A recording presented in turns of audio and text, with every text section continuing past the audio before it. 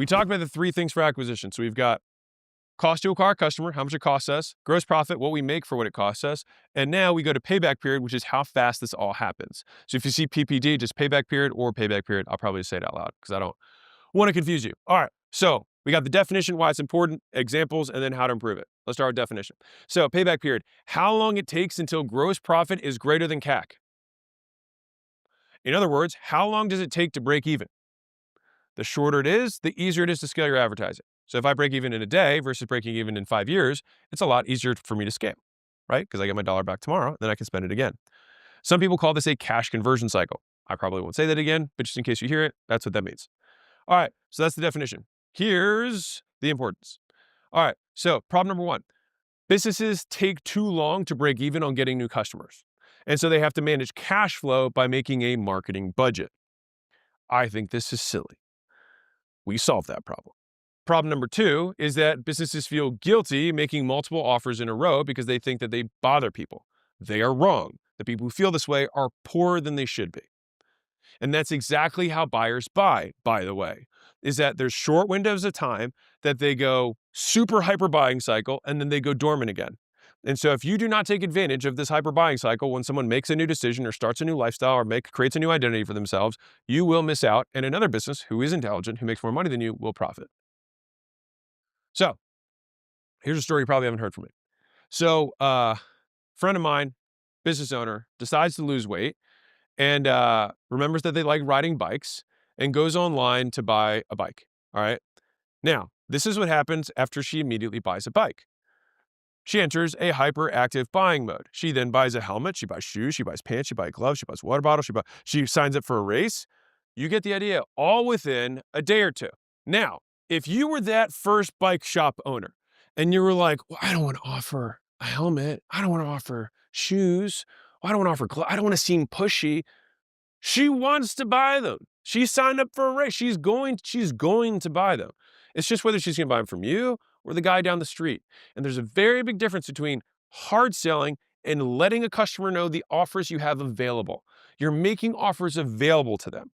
And if you think about it this way, if someone has a problem and you have the ability to solve it, it's my opinion that ethically you should let them know you can solve it and what it would cost them for you to do it for them. You make them aware. If they say no, no problem, fine. But at least tell them, make the offer, because you sell 0% of people who don't know you have something to sell. You are making offers. They can choose to take them or not. And if you believe in what you sell solves a problem, then solve more problems. Yes, it's cool. No, also not. Also not cool. Yes, also cool. All right, so that's the importance. So let's do a quick example.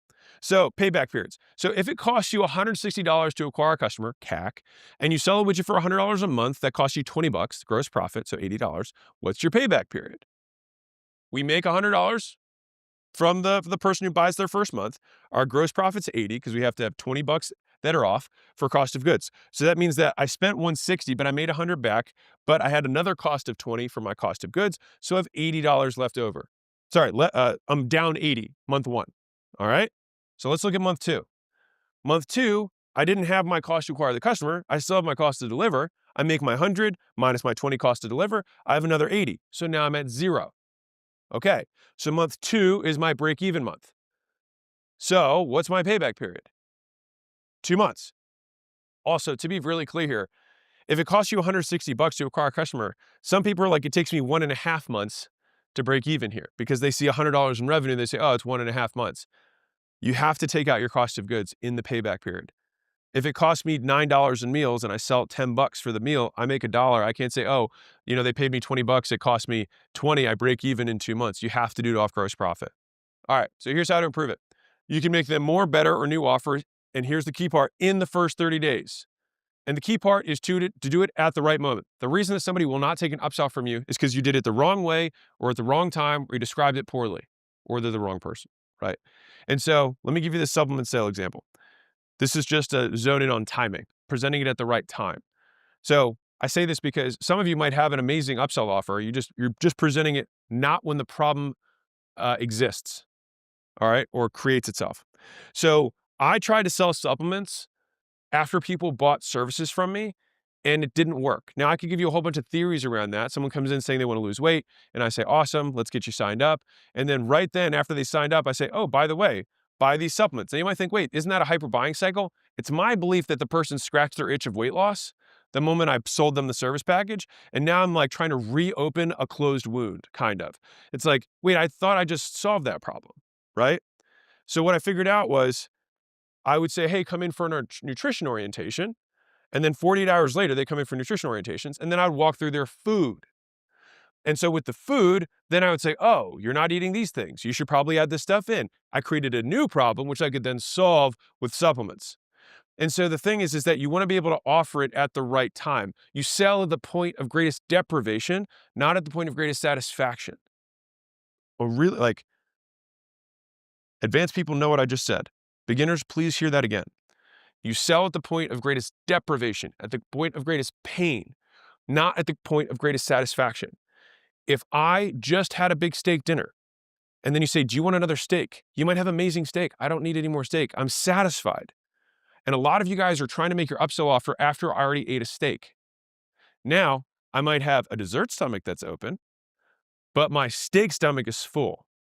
So we create deprivation. We make offers at the moment of deprivation. If somebody's really thirsty in the desert, after you give them the cup of water, they don't want the second cup as much as they wanted the first one. So the timing matters. So these are the times that I think through when I tend to incorporate upsells. And this is important for decreasing payback period. So one is right immediately after the first sale. Sometimes this works great. So to be clear, if I'm selling, if I solved one problem that then naturally creates the next problem, immediately upselling works.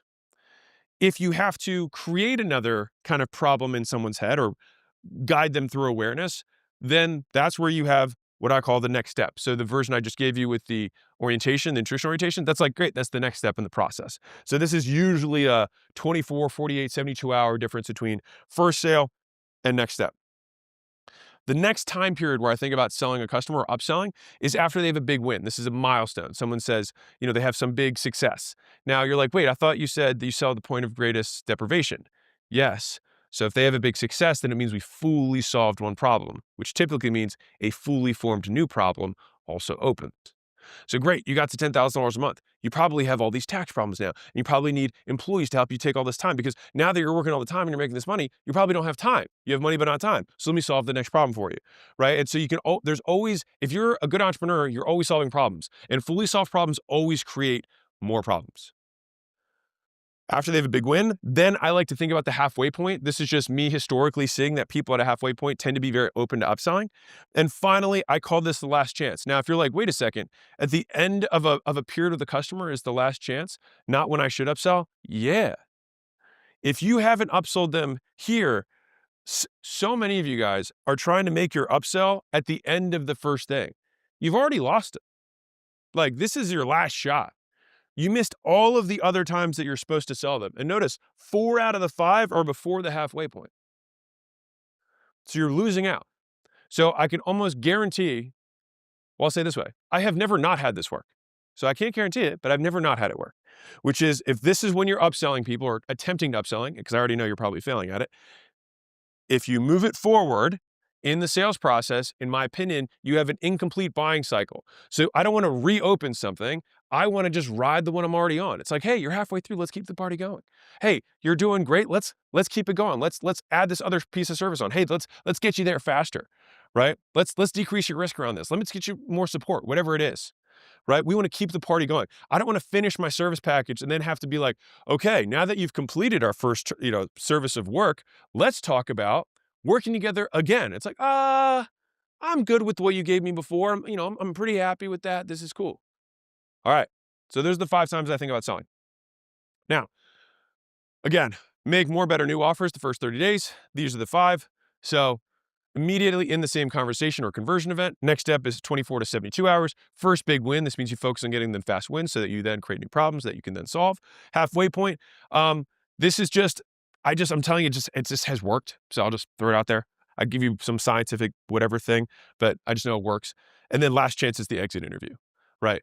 And this is only useful for payback periods if it's within the first 30 days. But pretty much all of these ones apply most of the times within the first 30 days of the customer coming in. These are some easy ways to do this. You can have somebody pay first and last month today, or you can add an initiation fee, an onboarding fee, or an enrollment fee, or an activation fee, or make up whatever fee you want. You too can have this power. You just you just add that on. So if I wanted to improve that one I had earlier, if I didn't want to wait 2 months, I would say, great, we pay first and last. That's how we've always done it. And then I could offset. Now notice the fee is all gross profit.